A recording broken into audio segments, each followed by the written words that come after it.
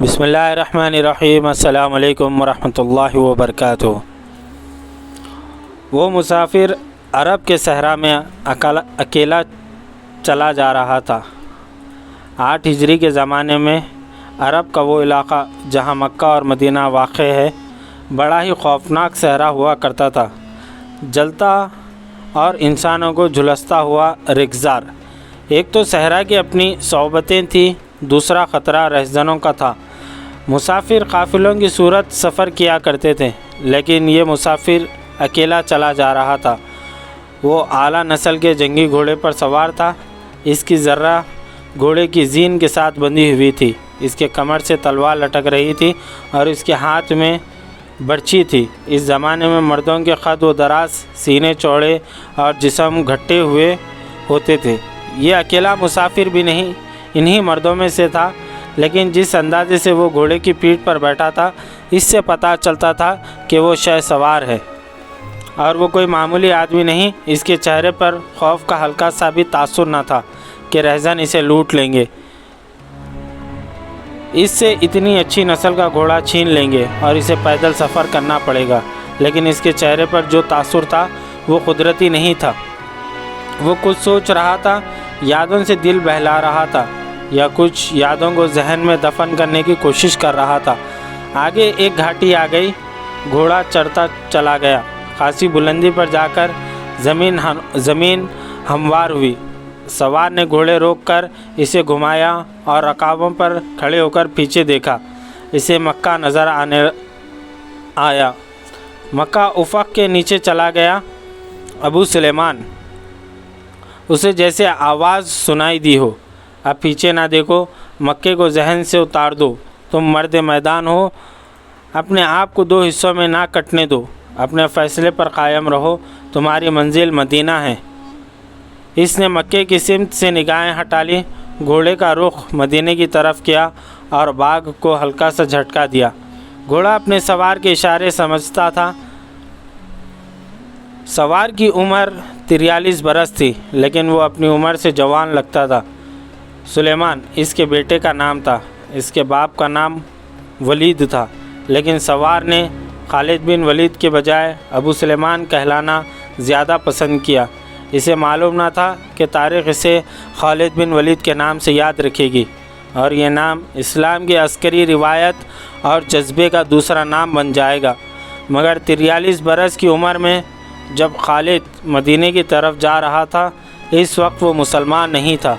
چھوٹی چھوٹی جھڑپوں کے علاوہ وہ مسلمانوں کے خلاف 2 بڑی جنگیں، جنگ احد اور جنگ خندق لڑ چکا تھا۔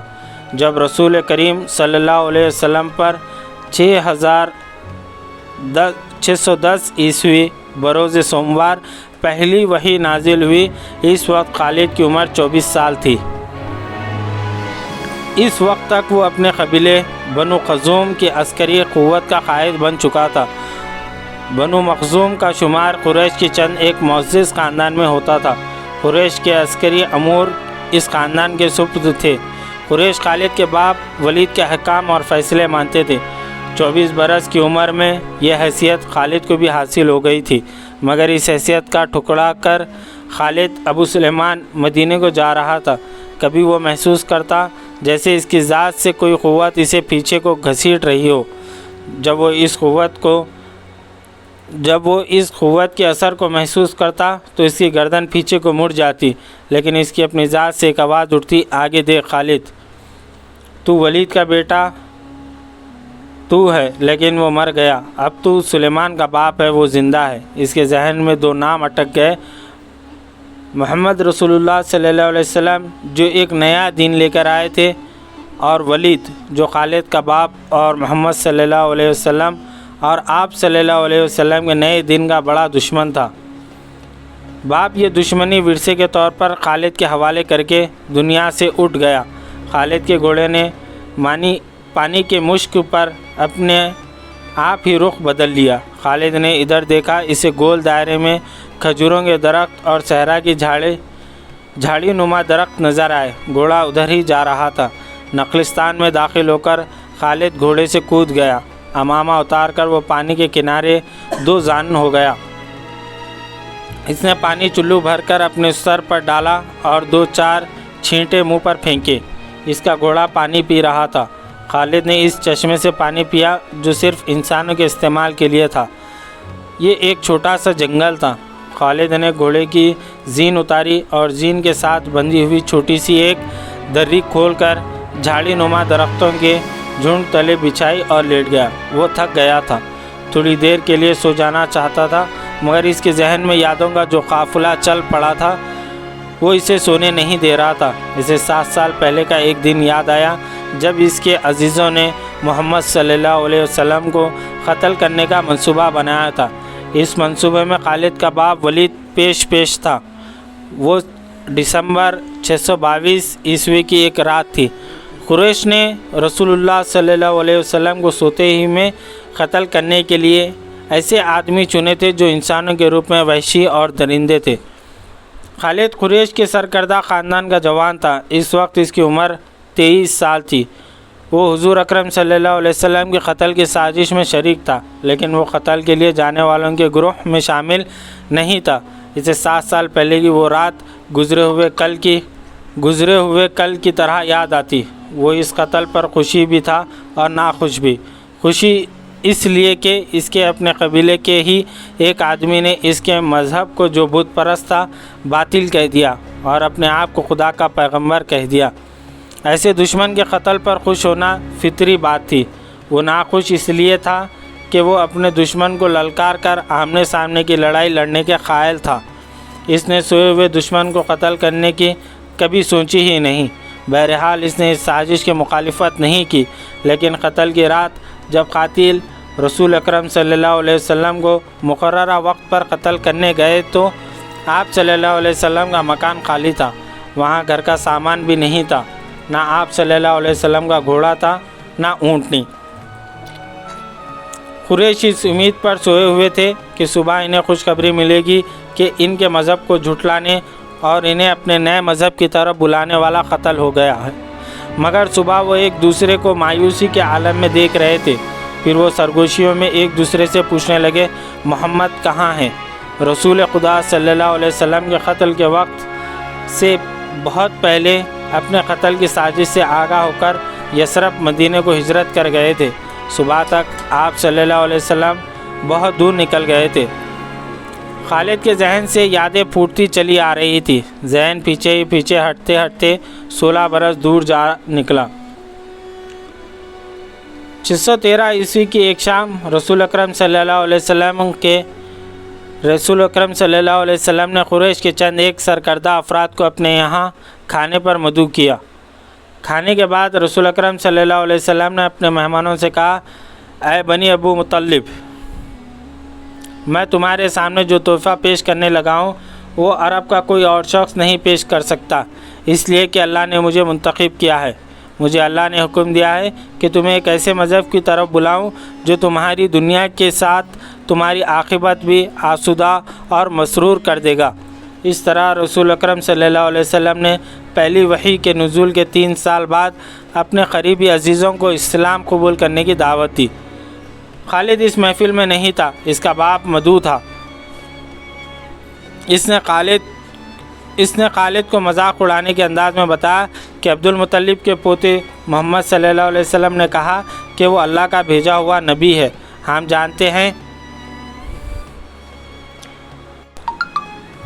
جانتے ہیں کہ عبد المطلب قریش کا ایک سردار تھا۔ ولید نے اپنے بیٹے خالد سے کہا، بے شک محمد کا خاندان اعلیٰ حیثیت رکھتا ہے، لیکن نبوت کا دعویٰ اس خاندان کا کوئی فرد کیوں کرے؟ اللہ کی قسم اور حبل و عزا کی میرے خاندان کا رتبہ کسی سے کم نہیں۔ کیا نبوت کا دعویٰ کر کے کوئی ہم میں سے اونچا ہو سکتا ہے؟ آپ نے اسے کیا کہا؟ خالد نے پوچھا۔ پہلے تو ہم چپ ہو گئے، پھر ہم سب ہنس پڑے۔ ولید نے کہا، لیکن محمد کے چچا زاد بھائی علی نے محمد کی نبوت کو قبول کر لیا۔ خالد نے اپنے بیٹے کی طنزیہ ہنسی کو بھولا نہیں تھا۔ خالد کو 629 کے ایک روز مکہ اور مدینہ کے راستے میں ایک نخلستان میں لیٹے ہوئے وہ وقت یاد آ رہا تھا۔ رسول اللہ صلی اللہ علیہ وسلم جن کی نبوت کو قریش کے سردار قبول نہیں کر رہے تھے، اس نبوت کو لوگ قبول کرتے جا رہے تھے۔ ان میں اکثریت نوجوان کی تھی، بعض مفلس لوگ نے بھی اسلام قبول کر لیا۔ اس سے نبی کریم صلی اللہ علیہ وسلم کے حوصلے میں جان آ گئی اور آپ صلی اللہ علیہ وسلم نے اسلام کی تبلیغ تیز کر دی۔ آپ صلی اللہ علیہ وسلم بت پرستی کے خلاف تھے۔ مسلمان ان 360 بتوں کا مذاق اڑاتے تھے جو کعبے کے اندر اور باہر رکھے ہوئے تھے۔ طلوع اسلام سے پہلے عرب ایک خدا کو مانتے تھے اور پوجتے ان بتوں کو تھے۔ انہیں وہ دیویاں اور دیوتا کہتے اور انہیں اللہ کے بیٹے اور بیٹیاں مانتے۔ وہ ہر بات میں اللہ کی قسم کھاتے۔ قریش نے دیکھا کہ محمد صلی اللہ علیہ وسلم کے جس دین کا انہوں نے مذاق اڑایا ہے وہ مقبول ہوتا جا رہا ہے، تو انہوں نے آپ صلی اللہ علیہ وسلم کی تبلیغی سرگرمیوں کے خلاف محاذ بنا لیا اور مسلمانوں کا جینا حرام کر دیا۔ خالد کو یاد آ رہا تھا کہ اس نے اللہ کے رسول صلی اللہ علیہ وسلم کو گلیوں اور بازاروں میں لوگوں کو اکٹھا کر کے انہیں اسلام قبول کرنے کی دعوت دیتے اور بتاتے دیکھا تھا کہ بت انہیں نہ فائدہ دے سکتے ہیں نہ نقصان۔ عبادت کے لائق صرف اللہ ہے جو وحدہ لا شریک ہے۔ رسول اکرم صلی اللہ علیہ وسلم کی مخالفت کے قائد قریش کے 4 سردار تھے۔ ایک تو خالد کا باپ ولید اور دوسرا نبی کریم صلی اللہ علیہ وسلم کا اپنا چچا ابو لہب تھا، تیسرا ابو سفیان اور چوتھا ابو الحکم تھا جو خالد کا چچا زاد بھائی تھا۔ مسلمانوں پر سب سے زیادہ ظلم و تشدد اسی شخص نے کیا تھا۔ وہ جہالت کی حد تک کینہ پرور اور مسلم کش تھا، اس لیے مسلمانوں سے ابو جہل کہنے لگے۔ یہ نام اتنا عام ہوا کہ لوگ جیسے اس کا اصل نام بھول گئے ہوں۔ تاریخ نے بھی اس پستہ قد بھینگے اور لوہے کی طرح مضبوط آدمی کو ابو جہل کے نام سے ہی یاد رکھا۔ خالد کو یہ یادیں پریشان کرنے لگیں، شاید شرمسار بھی۔ قریش کے لوگ نے رسول اکرم صلی اللہ علیہ وسلم کے گھر میں کئی بار غلاظت پھینکی تھی۔ جہاں کوئی مسلمان اسلام کی تبلیغ کر رہا ہوتا وہاں قریش کے آدمی جا پہنچتے اور ہڑبڑ مچاتے۔ بد اخلاق اور دھتکارے ہوئے آدمیوں کو رسول اکرم صلی اللہ علیہ وسلم کو پریشان کرتے رہنے کے کام پر لگا دیا گیا تھا۔ خالد کو یہ اطمینان ضرور تھا کہ اس کے باپ نے محمد صلی اللہ علیہ وسلم کے خلاف ایسی کوئی گھٹیا حرکت نہیں کی تھی۔ وہ 2 مرتبہ قریش کے 3-4 سرداروں کو ساتھ لے کر رسول خدا صلی اللہ علیہ وسلم کے چچا ابو طالب کے پاس یہ کہنے گیا کہ وہ اپنے بھتیجے رسول اکرم صلی اللہ علیہ وسلم کو بتوں کی توہین اور نبوت کے دعوے سے روکے، ورنہ وہ کسی کے ہاتھوں قتل ہو جائے گا۔ ابو طالب نے ان لوگوں کو 2 مرتبہ ٹال دیا تھا۔ خالد کو اپنے باپ کی بہت بڑی قربانی یاد آئی۔ ہمارا خالد کا بھائی تھا، وہ خاص طور پر خوبصورت نوجوان تھا، وہ ذہین تھا، اس میں بانکپن تھا۔ خالد کے باپ ولید نے اپنے اتنے خوبصورت بیٹے عمارہ کو قریش کے 2 سرداروں کے حوالے کیا اور انہیں کہا کہ اسے محمد کے چچا ابو طالب کے پاس لے جاؤ اور اسے کہو کہ میرا بیٹا رکھ لو اور اس کے بدلے محمد صلی اللہ علیہ وسلم ہمیں دے دو۔ خالد اپنے باپ کے اس فیصلے پر کانپ اٹھا تھا اور جب اس کا بھائی عمارہ دونوں سرداروں کے ساتھ چلا گیا تھا تو خالد تنہائی میں جا کر رویا تھا۔ ابو طالب سرداروں نے عمارہ کو رسول اکرم صلی اللہ علیہ وسلم کے چچا کے آگے کر کے کہا، اسے تم جانتے ہو، یہ عمارہ بن ولید ہے۔ تم یہ بھی جانتے ہو کہ بنو ہاشم نے جس کے تم سردار ہو ابھی تک اس جیسا سجیلا اور عقلمند نوجوان پیدا نہیں کیا۔ یہ ہم ہمیشہ کے لیے تمہارے حوالے کرنے آئے ہیں، اسے اپنا بیٹا بنا کر رکھو تو یہ تمام عمر فرمانبردار رہے گا، اور اگر اسے اپنا غلام بنا لو گے تو قسم ہے اللہ کی تم پر اپنی جان بھی قربان کر دے گا، مگر تم اسے میرے حوالے کیوں کر رہے ہو؟ ابو طالب نے پوچھا، کیا بنو خزوم کی ماؤں نے اپنے بیٹوں کو نیلام کرنا شروع کر دیا ہے؟ کہو اس کی قیمت کتنی ہے؟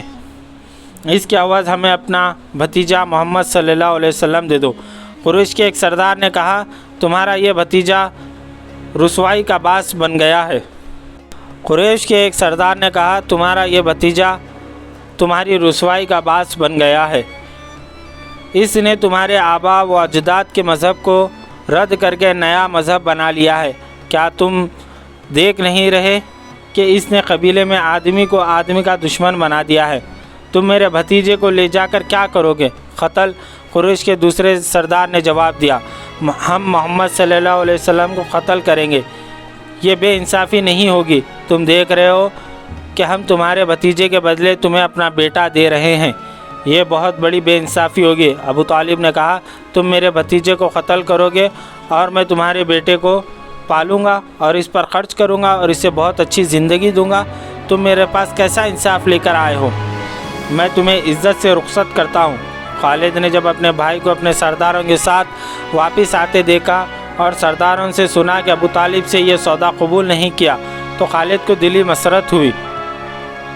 محمد صلی اللہ علیہ وسلم کا تم نے کیا بگاڑ لیا تھا ابو سلیمان؟ خالد کی ذات سے ایک سوال اٹھا۔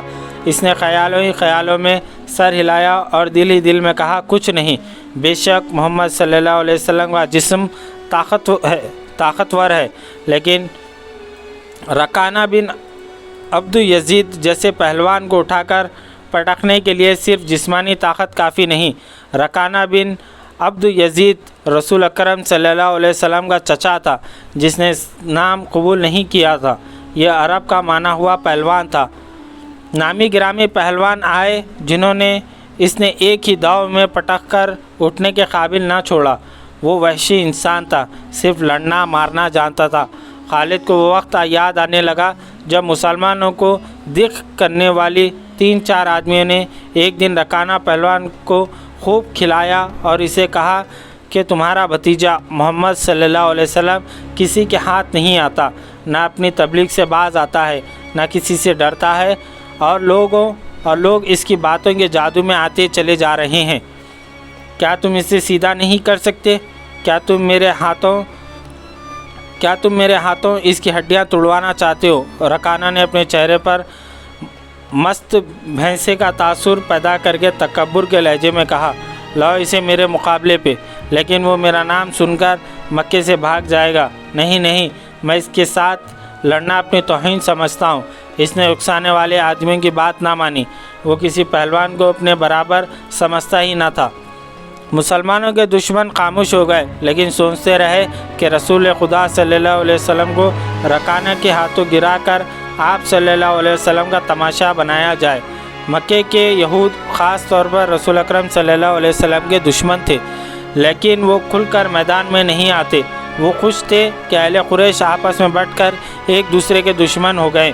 انہیں پتہ چلا کہ قریش کے کچھ آدمیوں نے رکانہ پہلوان کو اکسایا ہے کہ وہ رسول خدا صلی اللہ علیہ وسلم کو کشتی کے لیے للکارے، لیکن وہ نہیں مان رہا تھا۔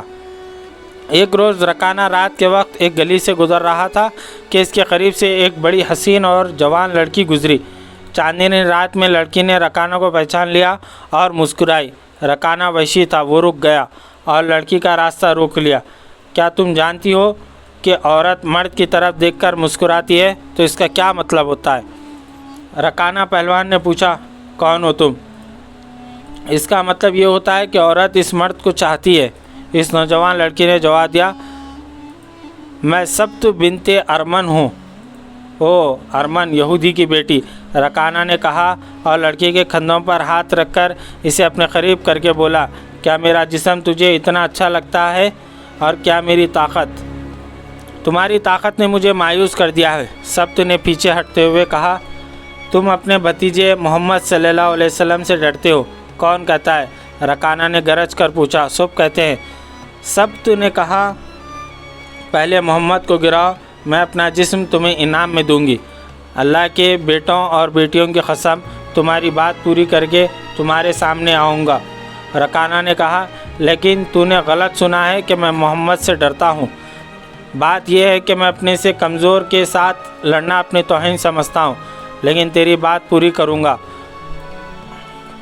مشہور مورخ ابن ہشام نے لکھا ہے کہ رسول اکرم صلی اللہ علیہ وسلم نے خود رکانہ پہلوان کو کشتی کے لیے للکارا تھا، لیکن دوسرے مورخ ابن الاسیر نے جو شہادت پیش کی ہے وہ صحیح ہے کہ رکانہ نے محمد صلی اللہ علیہ وسلم کو کشتی کے لیے للکارا اور اس نے کہا، میرے بھائی کے بیٹے، تم بڑے دل اور بڑی جرت والے آدمی ہو۔ میں یہ بھی جانتا ہوں کہ تم جھوٹ بولنے سے نفرت کرتے ہو، لیکن مرد کی جرأت اور صداقت کا پتہ اکھاڑے میں چلتا ہے، اور میرے مقابلے میں اکھاڑے میں اترو۔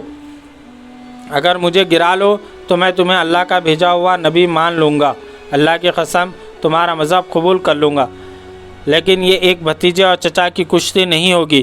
رسول خدا صلی اللہ علیہ وسلم نے رکانہ کی للکار کے جواب میں کہا، ایک بت پرست اور سچے دین کے ایک پیغمبر کی لڑائی ہوگی، تو ہار گیا تو اپنا وعدہ نہ بھول جانا۔ مکے میں یہ خبر صحرا کی آندھی کی طرح پھیل گئی، رکانہ پہلوان اور محمد صلی اللہ علیہ وسلم کی کشتی ہوگی، اور جو ہار جائے گا وہ جیتنے والے کا مذہب قبول کر لے گا۔ قریش کا بچہ مرد اور یہودی ہجوم کر کے آ گئے۔ مسلمانوں کی تعداد بہت تھوڑی تھی، وہ تلواروں اور برچھیوں سے مسلح ہو کر آئے، کیونکہ انہیں خطرہ محسوس ہو رہا تھا کہ قریش کشتی کو بہانہ بنا کر رسول اللہ صلی اللہ علیہ وسلم کو قتل کر دیں گے۔ عرب کا سب سے زیادہ طاقتور اور وحشی پہلوان رکانہ بھی عبد یزید رسول اکرم صلی اللہ علیہ وسلم کے مقابلے پر اترا۔ اس نے رسول خدا صلی اللہ علیہ وسلم پر طنزیہ نظر ڈالی اور آپ صلی اللہ علیہ وسلم پر بھپتی کی۔ آپ صلی اللہ علیہ وسلم مکمل خاموش اور اطمینان سے رکانہ کی آنکھوں میں آنکھیں ڈال کر دیکھتے رہے کہ وہ بے خبری میں کوئی داؤ نہ کھیل جائے۔ رکانہ آپ صلی اللہ علیہ وسلم کے گرد یوں گھوما جیسے شیر اپنے شکار کے ارد گھوم گیا اور اب اسے کھایا جائے گا۔ ہجوم رسول اکرم صلی اللہ علیہ وسلم کا مذاق اڑا رہا تھا۔ مسلمان خاموش تھے اور دل ہی دل میں اللہ کو یاد کر رہے تھے۔ انہوں نے اپنی تلواروں کے دستوں پر ہاتھ رکھے ہوئے تھے کہ نہ جانے کیا ہوا۔ رسول اکرم صلی اللہ علیہ وسلم نے کیا داؤ کھیلا۔ ابن الاسیر کہتا ہے کہ آپ صلی اللہ علیہ وسلم نے رکانہ کو اٹھا کر زمین پر پٹخ دیا۔ رکانہ زخمی شیر کی طرح اٹھا اور غرا کر آپ صلی اللہ علیہ وسلم پر حملہ آور ہوا۔ آپ صلی اللہ علیہ وسلم نے پھر وہی داؤ کھیلا اور اسے پٹخ دیا۔ وہ اٹھا تو آپ صلی اللہ علیہ وسلم نے اسے تیسری بار پٹخا۔ بھاری بھرکم جسم 3 بار پٹخا گیا تو کشتی جاری رکھنے کے قابل نہ رہا۔ رکانہ سر جھکا کر اکھاڑے سے نکل گیا۔ ہجوم پر سناٹا طاری ہو گیا اور مسلمان ننگی تلواریں اور برچیاں ہوا میں لہرا اور اچھال کر نعرے لگا رہے تھے۔ چچا رکانہ، رسول اکرم صلی اللہ علیہ وسلم نے للکار کر کہا، اپنا وعدہ پورا کر اور یہیں اعلان کر کہ آج سے تو مسلمان ہے۔ رکانہ نے قبول اسلام سے صاف انکار کر دیا۔ یہ طاقت جسمانی نہیں تھی۔ خالد نے نخلستان میں لیٹے لیٹے اپنے آپ سے کہا، رکانہ کو یوں 3 بار پٹخا تو دور کی بات ہے، اسے کوئی پھیچاڑ بھی نہیں سکتا۔ رسول اکرم صلی اللہ علیہ وسلم کا تصور خالد کے ذہن میں نکھر آیا۔ وہ آپ صلی اللہ علیہ وسلم کو اچھی طرح سے جانتا تھا، لیکن اب وہ محسوس کر رہا تھا جیسے وہ محمد صلی اللہ علیہ وسلم کوئی اور تھے جنہیں وہ بچپن سے جانتا تھا۔ اس کے بعد آپ صلی اللہ علیہ وسلم نے جو رخ اختیار کیا تھا، اس میں خالد آپ صلی اللہ علیہ وسلم کو نہیں پہچانتا تھا۔ نبوت کے دعوے کے بعد خالد آپ صلی اللہ علیہ وسلم کے ساتھ بول چال بند ہو گئی تھی۔ وہ آپ صلی اللہ علیہ وسلم کے 2 ہاتھ کرنا چاہتا تھا، لیکن وہ رکانہ کی طرح پہلوان نہیں تھا۔ وہ میدان جنگ میں لڑنے والوں کی قیادت کرنے والا جنگجو تھا، لیکن اس وقت مسلمان فوج کی صورت میں لڑنے کے قابل نہیں تھے۔ جب مسلمان فوج کی صورت میں لڑنے کے قابل ہوئے اور قریش کے ساتھ ان کا پہلا معرکہ ہوا، اس وقت خالد کے لیے ایسے حالات پیدا ہو گئے تھے کہ وہ اس معرکے میں شامل نہ ہو سکا۔ اس کا اسے بہت افسوس تھا۔ یہ معرکہ بدر کا تھا، جس میں 313 مجاہدین اسلام نے 1000 قریش کو شکست دی تھی۔ خالد دانت پیستا رہ گیا، لیکن اس روز جب وہ اس نخلستان میں لیٹا ہوا تھا، اسے خیال آیا کہ 313 نے 1000 کو کس طرح شکست دی۔ اس نے شکست کھا کے آنے والوں سے پوچھا تھا کہ مسلمانوں میں وہ کون سی خوبی تھی جس نے انہیں فتح یاب کیا تھا۔ خالد اٹھ بیٹھا اور انگلی سے ریت پر بدر کے میدان کے خط و خال بنا کر قریش اور مسلمانوں کی پوزیشنیں اور معرکے کے دوران دونوں کی چالوں کی لکیریں بنانے لگا۔ باپ نے اسے فن حرب و ضرب کا ماہر بنا دیا تھا۔ بچپن میں اسے گھوڑ سواری سکھائی، لڑکپن میں اسے اکڑ اور منہ زور گھوڑوں کو قابو میں لانے کے قابل بنایا۔ نوجوانی میں وہ شہسوار بن چکا تھا، شتر سواری میں بھی وہ ماہر تھا، اس کا باپ ہی اس کا استاد تھا۔ اس نے خالد کو نہ صرف سپاہی بلکہ سالار بنایا تھا۔ خالد کو جنگ و جدال اتنی اچھی لگی کہ وہ لڑنے اور لڑانے کے طریقے پر غور کرنے لگا اور جوانی میں فوج کی قیادت کے قابل ہو گیا۔ اسے بدر کی لڑائی میں شامل نہ ہو سکنے کا افسوس تھا۔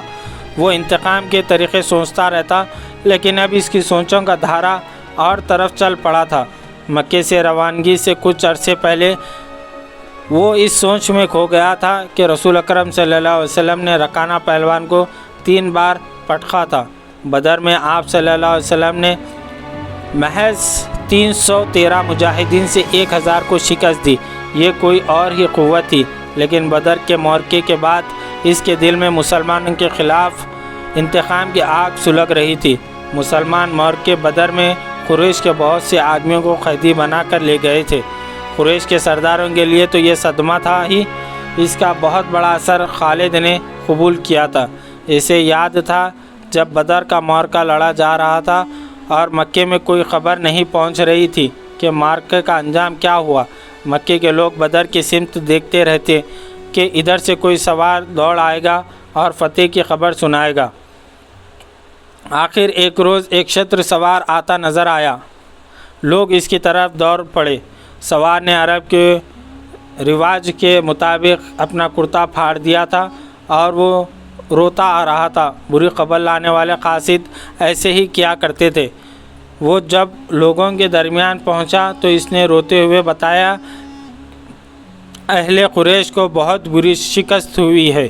جس کے عزیز رشتہ دار لڑنے گئے تھے وہ ایک دوسرے سے آگے بڑھ بڑھ کر ان کے متعلق پوچھتے، وہ زندہ ہیں، زخمی ہیں یا مارے گئے۔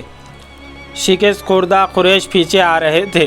مارے جانے والوں میں 17 افراد خالد کے قبیلے بنو مخزوم کے تھے اور ان سب کے ساتھ خالد کا خون کا بڑا قریبی رشتہ تھا۔ ابو جہل بھی مارا گیا تھا۔ خالد کا بھائی جس کا نام ولید تھا جنگی قیدی بن گیا تھا۔ ابو سفیان جو کہ قریش کے سرداروں کا سردار تھا اور اس کی بیوی ہند بھی موجود تھی۔ کچھ میرے باپ اور میرے چچا کے متعلق بتا اے قاصد۔ ہند نے پوچھا، تمہارا باپ عتبہ، علی اور حمزہ کے ہاتھوں مارا گیا۔ قاصد نے کہا، اور تمہارے چچا شیبہ کو اکیلے حمزہ نے قتل کیا ہے اور تمہارا بیٹا حنظلہ علی کے ہاتھوں مارا گیا۔ ابو سفیان کی بیوی ہند نے پہلے تو علی اور حمزہ کو بلند آواز سے برا بھلا کہا، پھر بولی، اللہ کی قسم میں اپنے باپ اور اپنے چچا اور اپنے بیٹے کے خون کا بدلہ لوں گی۔ ابو سفیان پر خاموشی طاری تھی۔ خالد کا خون کھول رہا تھا۔ قریش کے 70 آدمی مارے گئے تھے اور جو جنگی قیدی ہوئے تھے ان کی تعداد بھی اتنی ہی تھی۔ خالد اٹھا، دری جھاڑ کر لپیٹی اور گھوڑے کی زین کے ساتھ باندھ کر سوار ہوا اور مدینے کی سمت چل پڑا۔ اس نے ذہن کو یادوں سے خالی کر دینا چاہا، لیکن اس کا ذہن مدینے پہنچ جاتا جہاں رسول اللہ صلی اللہ علیہ وسلم تھے اور جو تبلیغ اسلام کا مرکز بن گیا تھا۔ آپ صلی اللہ علیہ وسلم کا خیال آتے ہی اس کا ذہن پیچھے چلا جاتا اور اسے وہ منظر دکھاتا جس کے خالق حضور اکرم صلی اللہ علیہ وسلم تھے۔ اس کے ذہن میں ہند کے الفاظ یاد آئے جو اس نے اپنے خاوند ابو سفیان سے کہے تھے، میں اپنے باپ اور چچا کو بھول سکتی ہوں۔ ہند نے کہا تھا، کیا میں اپنے لخت جگر حنظلہ کو بھی بھول جاؤں؟ ماں اپنے بیٹے کو کیسے بھول سکتی ہے؟ اللہ کی قسم میں محمد کو اپنے بیٹے کا خون معاف نہیں کروں گی۔ یہ لڑائی محمد نے کرائی ہے، میں حمزہ اور علی کو نہیں بخشوں گی۔ وہ میرے باپ اور میرے چچا اور میرے بیٹے کے قاتل ہیں۔ میرے خون کو صرف میرے بیٹے کا قتل گرما رہا ہے۔ ابو سفیان نے کہا، مجھ پر اپنے بیٹے کے خون کا انتقام فرض ہو گیا ہے۔ میں سب سے پہلے یہ کام کروں گا کہ محمد کے خلاف زبردست فوج تیار کر کے اسے آئندہ لڑنے کے قابل نہیں چھوڑوں گا۔ مشہور مورخ و خائے نگار واقد لکھتا ہے کہ اگلے ہی روز ابو سفیان نے تمام سرداروں کو بلایا۔ ان میں زیادہ تعداد ان سرداروں کی تھی جو کسی نہ کسی وجہ سے جنگ بدر میں شریک نہیں ہو سکے تھے، اور ان میں سے ہر ایک کا کوئی نہ کوئی عزیز اس جنگ میں مارا گیا تھا۔ سب انتقام کا ارادہ لے کر اکٹھا ہوئے۔ کیا مجھے زیادہ باتیں کرنے کی ضرورت ہے؟ ابو سفیان نے کہا میرا اپنا جوان بیٹا مارا گیا، اگر میں انتقام نہیں لیتا تو مجھے جینے کا کوئی حق نہیں۔ سب ایک ہی بار بولنے لگے۔ وہ اس پر متفق تھے کہ مسلمانوں سے بدر کی شکست کا انتقام لیا جائے، لیکن آپ میں سے کوئی بھی اپنے گھر میں نہ بیٹھا رہے۔ خالد نے کہا بدر میں ہم صرف اس لیے ذلت میں گرے کہ سردار گھروں میں بیٹھے رہے اور ان لوگوں کو لڑنے بھیج دیا جو قریش کی عظمت کو نہیں سمجھتے تھے۔ اس طرح یہاں پر آج پہلی قسط اپنے اختتام کو پہنچی۔ کل ہم انشاءاللہ اسی وقت دوسری قسط لے کر آپ کی خدمت میں حاضر ہوں گے۔ جزاک اللہ خیر۔